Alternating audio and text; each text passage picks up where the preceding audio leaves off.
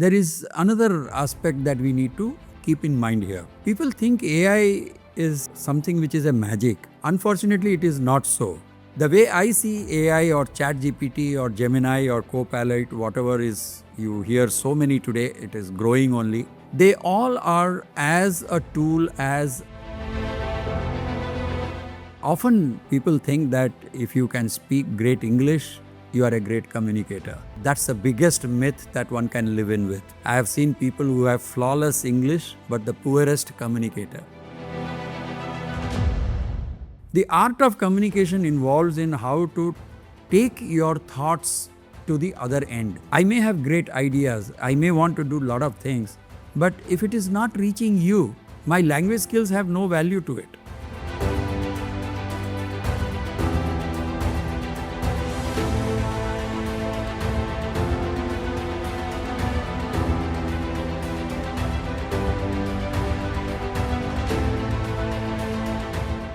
Hi, welcome again for another interesting episode of Suprate Experts. Over the last few weeks, we've been trying to bring experts from different industries who can talk to you about their experiences and help you figure out what is best for you to build your career. Today, we have with us a very interesting guest.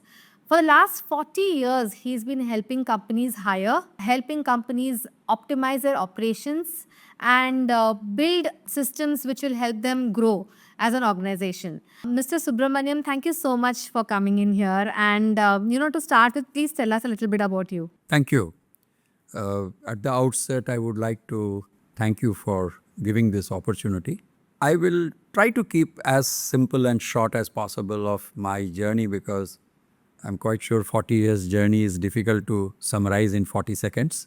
In a simpler way, I would say I have been exposed to different environment, different industry, different sizes, cutting across the business segment and the industry vertical. So be it BPO, be it KPO, be it IT, be it manufacturing, be it real estate, you name the segment, probably I have worked. Possible exception would be space organization. In terms of the size of the business and organization, I have worked with organizations and entrepreneurs who are just 5-member organization, right up to 8,000 employee organization. So I think the depth of the exposure has made me capable of helping individuals and organization.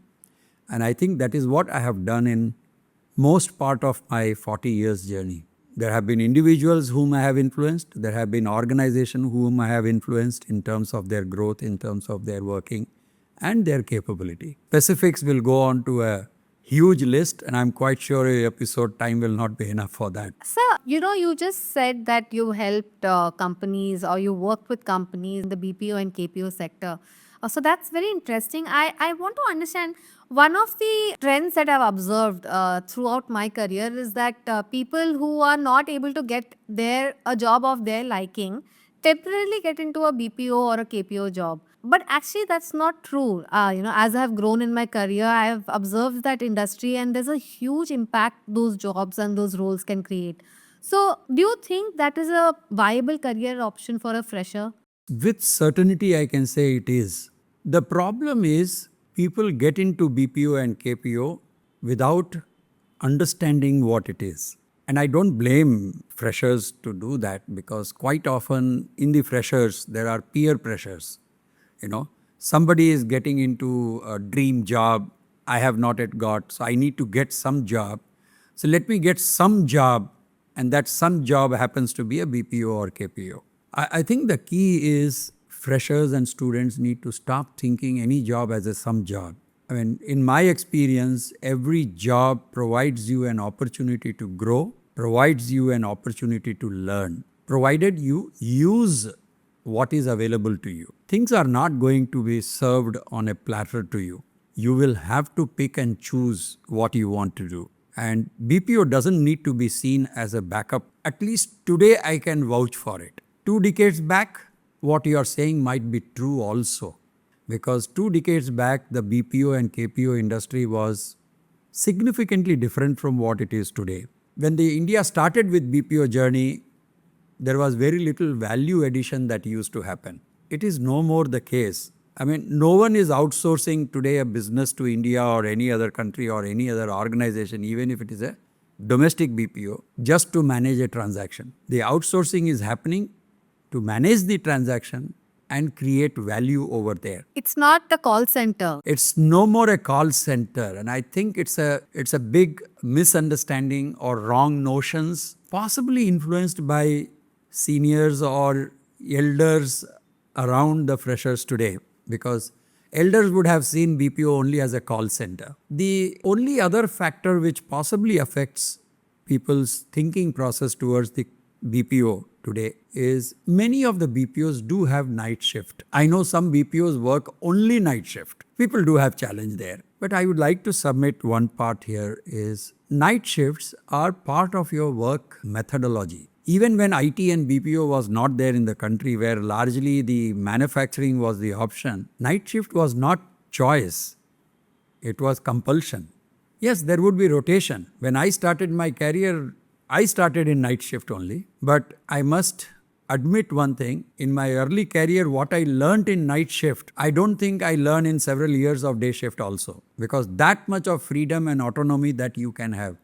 So it depends on how I am using my opportunities available even in BPO or KPO. So today every industry is getting taken over by AI and tech. Can even this BPO and KPO sector provide the opportunity to aspiring students looking for jobs in this area of AI and tech? Definitely. There is another aspect that we need to keep in mind here. People think AI is something which is a magic. Unfortunately, it is not so. The way I see AI or ChatGPT or Gemini or Copilot, whatever is you hear so many today, it is growing only. They all are as a tool as a VB or Fox Pro or C plus or XYZ that you learn in programming. I think end of the day, it is the application of AI is what is going to make one successful. And if you really ask me, the opportunity of applying AI in BPO and KPO, which is transaction oriented, is far, far higher. And it need not be at the level of the business. It would be at the level of the individual working in the BPO or KPO to increase the accuracy of your work, to increase the productivity of your work, and so on and so forth. And I know there is unknown fear or known fear that lingers in the mind that I join BPO, then AI makes it redundant, I will lose my job. I think AI will not make it redundant. AI will change the shape of the BPO, the kind of value that BPO will add. Because that work is still needs to be done. So somebody will have to do it. So true, sir. You know, I have my exposure in the fintech space. And I've been observing lately that people who are able to create a marriage between technology and traditional roles like collections or back-end services, there are so few people. People are always looking at their job as a monotonous job. It's not. It's such an important job. And if you're able to revolutionize that by using your own intelligence and not thinking of your job as a boring role because but you're doing it for money, I mean, anybody will hire you. Yes, you hit the nail. So I read this somewhere, I forgot who said this. People generally talk, and particularly the people who don't get the job, they talk about this more, is that because of AI, I am losing the job. So somebody beautifully said is that AI will not make people lose job. People who don't understand AI and do not use AI will lose the job. We all know the term of haves and have-nots. And I think we are moving in the direction, it doesn't matter which industry you are going to join, and more so in BPO and KPO, there are only going to be two class of employees. One class of employees who know how to use AI effectively in their work, the another class of the employees who do not know how to use AI. Okay. Choice is mine. So one more challenge, which I have seen, especially in the younger generation who are opting for BPO and KPO jobs, is communication barrier. One thing is that people who are very good at English, they feel it's a stigma to get into this kind of jobs, and people who are getting these kind of jobs don't try to enhance or improve on their vocabulary skills. So there is a gap there. As a third year, fourth year student who's preparing to get into a job, even if they would be getting into BPO job, how important it is to be able to communicate today, and what can they do for it? I would divide this communication challenge into two parts. One part is the language itself, and the other part is communication. Often people think that if you can speak great English, you are a great communicator. That's the biggest myth that one can live in with. I have seen people who have flawless English, but the poorest communicator. So, one aspect is language. Now, if you are looking at to join companies which provide services to US and Europe or outside India, whether you like it or not, English is mandatory. Without an English communication, you won't be able to be a customer front employee in the organization. So you need to pick up good English as a language.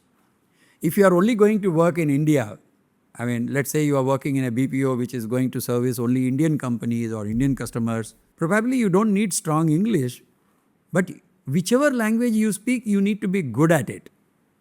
Okay, you can't say I speak 10 language. In all the language I speak, what is equivalent to earlier in my childhood, my mother used to call that butler English. That doesn't serve in any language, right? The other part is art of communication. The art of communication involves in how to take your thoughts to the other end. I may have great ideas, I may want to do a lot of things, but if it is not reaching you, my language skills have no value to it. So that part of communication skill is also important. Skills to listen, skills to articulate, express yourself both in writing as well as in oral form. And I think that's important. And unfortunately today, many of the students or the young generation which I have been interviewing have very poor writing skills. They don't want to write. They want to talk. Okay. And I think that writing skill is important. Even when you want to talk, you need to practice writing little bit. Then only your conversation becomes a little better. So, how can a student today looking for a job, approach or think about this industry? What can this industry provide in terms of today? What are the salaries ranges that they can expect, and what is the kind of growth they can expect? Before I address this, can I just close one point on the communication? Yeah. If that is Yes, okay sir. for you. I think people also think many times that communication skills learning is very difficult and it costs a lot of money. In my view, it doesn't. Something every student has already invested on is on their phones. All of them have phone. So in place of just using for Instagram and Facebook, if they can just start using it to also watch TED, YouTube lessons, or even Udemy's free lessons on communication skills, on language skills, I think they can do tremendous job. Everything is there with them. They just need to invest the time. So let them not give also excuse for not having resources to learn this. And this is the most important skill which will not only help them in getting the job, but also be successful in the career there. The way you talk. Yeah.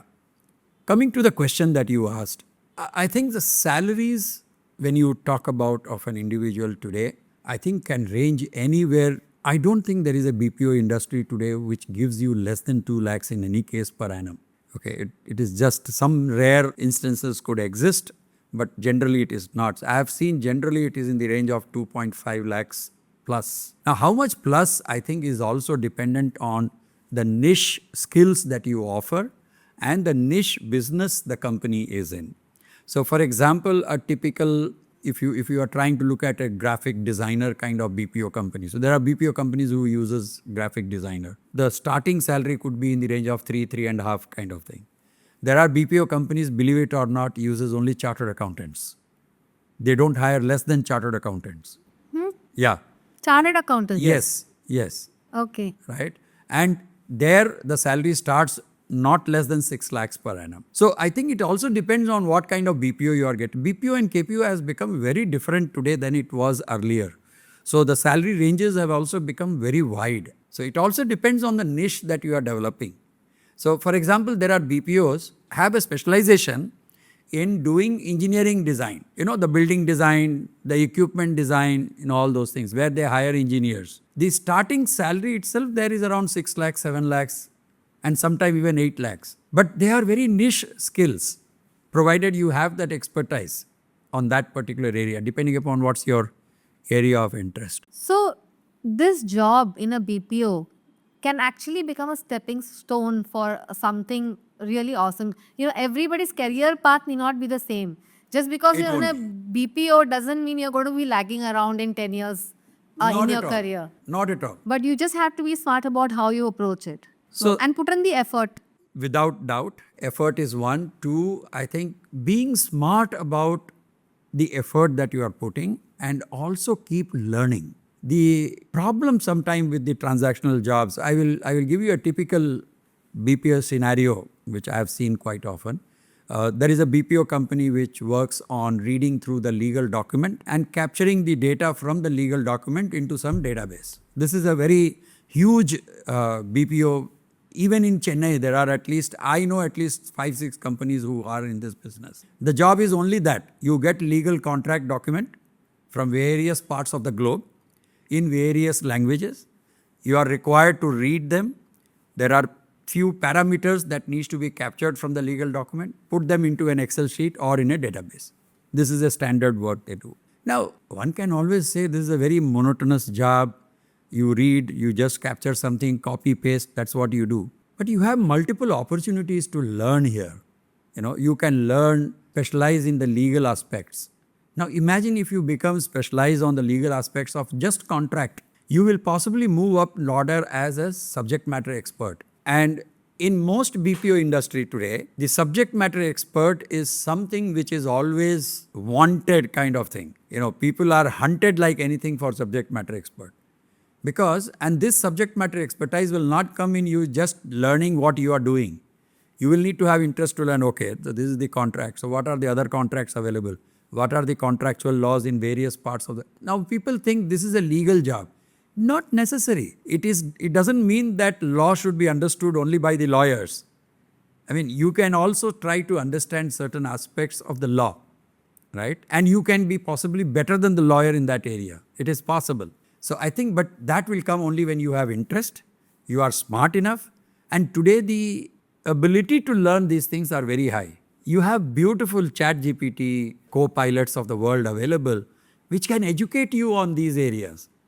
So in place of using ChatGPT to find the best restaurant around you, why don't you just find from ChatGPT what are the legal risks in this document? ChatGPT can educate you on those risks. But I think it is to do with how smartly I am using my tools available.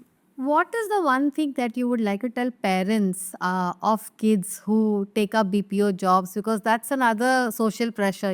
Oh my God, you're just working in a BPO. So very funny that you asked this question. I was doing an exit interview of a employee who was going out in one of my earlier experience. And I asked him, why you want to resign? He said, sir, my parents have started looking for my marriage. And people are not interested in marrying with me because I am working in BPO, I have to come in shifts and all those things. I said, okay, that sounds to be very funny to me. And I told him, will people be interested in marrying you if you are jobless? We need to think much larger picture around this. And my message to the parents is definitely that do not try to categorize a job as good, bad, ugly. All jobs are good. I cannot think of a job which can be treated as bad. I would like to give an example and which is my forte and I love to talk about it. Example from our scripture here. In Mahabharata, when Yudhishthira was performing Rajasuya Yagya, different people were asked to do different type of job and everyone was seeking that I will do, say, preparation for pandal, preparation for puja, preparation for food, etc., etc. Can you guess what job Krishna took? The Lord Krishna? He took the job of washing the feet of the visitors. Now imagine in a marriage pandal, you are asked that every visitor's feet has to be washed. Would you like to take up the job? We normally like to delegate this to some small boy in the house or errand boy or the servants who are available and things like that. Here Lord Krishna himself took that job. And what does that tell us? No job is poor, no job is bad. It is how we make them look. It is how do we perform them, make it good or bad. So true. So true, sir. I really hope this conversation with Mr. Subramaniam, helps a lot of these freshers, a lot of students to explore the field of jobs that they're applying to and not just be stuck in this bubble of having to apply only to an TCS or an Infosys. The world has a lot to offer today. The market has a lot to offer. So explore your options and grow fast.